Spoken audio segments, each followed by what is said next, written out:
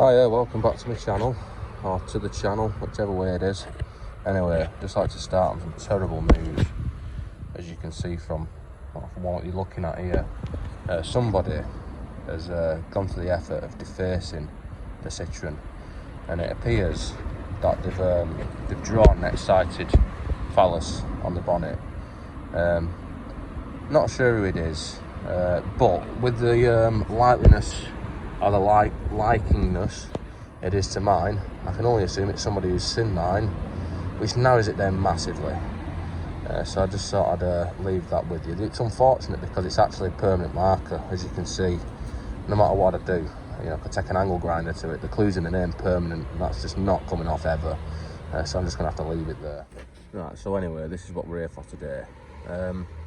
This tyre, I keep on blowing it up, and it keeps on going down on me, which in this situation is a bad thing. I've also tried rotating the wheel to put the flat spot at the top. That hasn't worked, so it appears that I'm going to have to try and fix it. I'm hoping it's got a nail in it so I can just plug it, but first we need to take it off, because, well, if you're plugging it you can do it on the car. I've done that plenty of times, but my airline won't reach, so I'm going to have to take it off. So what we need to do is we need to take that off, and then poverty spec no button boot. And then we need to get our fucking throw that shit down there. That was from my sound deadening. Throw that down there. And that down there. We need that stuff. Now I could just go to the workshop and get some proper tools to undo this wheel and a proper jack, but I'm feeling excitable, so I'm going to use this suicide jack. So I'm going to go and do that. So as you can see, this wheel brace has got lots of lovely patina from years of leaking boots. So yeah, we need to, before we jack it up, we need to undo it. See how tight they are. Tighter than I was anticipating.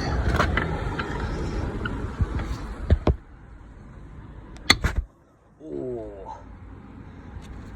Well, now we've cracked our wheel nuts off, we're going to use this really safe jack, and it wants to go under.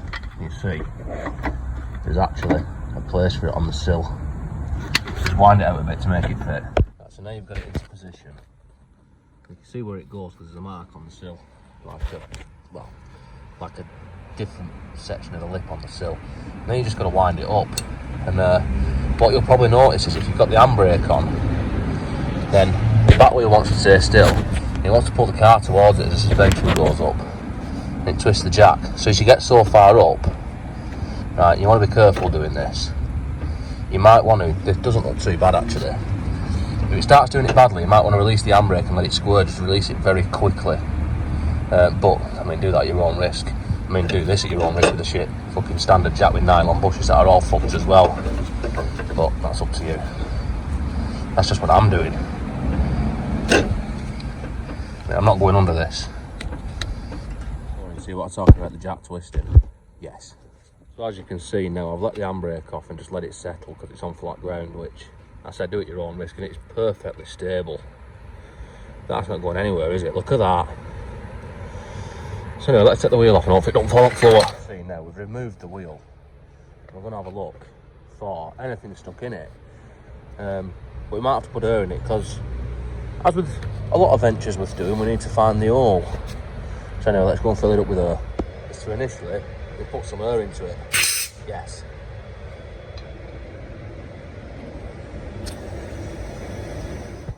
Right, so we've got some soapy water, and we're just going to check around the rim, check around the valve, and just check everywhere really.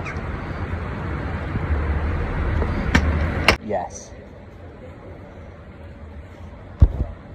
So as you can see, we've got a Phillips head screw in there, so we're going to remove that, which sometimes you can actually do with a screwdriver. It seems to be working. Right, so we've removed that and discarded it, and then we want to stick one of them in. And this is a reamer, and it's getting reamed.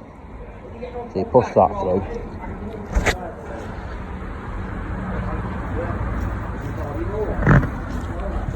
whip it.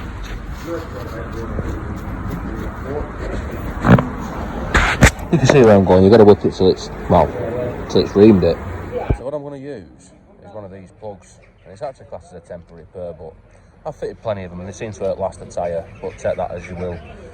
Anyway, you thread it through this other tool, and as you can see at the end of it there, it's got a little slit in it. So once you've reamed your roll, you do that, and then the next step is you're going to heat that up. Right, so all I want to do is warm it up. You don't want to set fire to it, just want to warm it up until it goes soft, and it'll go more pliable. Now, we've got our rubber cement, which we want to coat that in, as you can see there. So then we want to pull our ream tool out, and place it, and then we'll plug.